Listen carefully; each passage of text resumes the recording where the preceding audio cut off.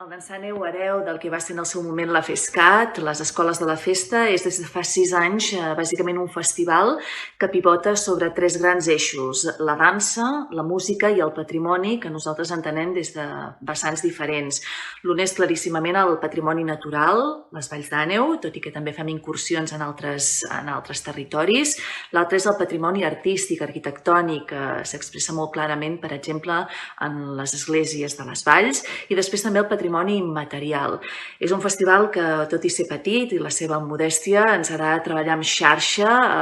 d'alguna manera incentivar la coproducció, estar al costat dels artistes i que d'alguna manera allò que es gesta, s'incentiva, passa a les Valls d'Àneu tingui també un recorregut, una continuïtat al llarg de l'any en altres marcs d'exhibició amb els quals col·laborem. També ens agrada que el Dansar Neu d'alguna manera sigui el vestit llarg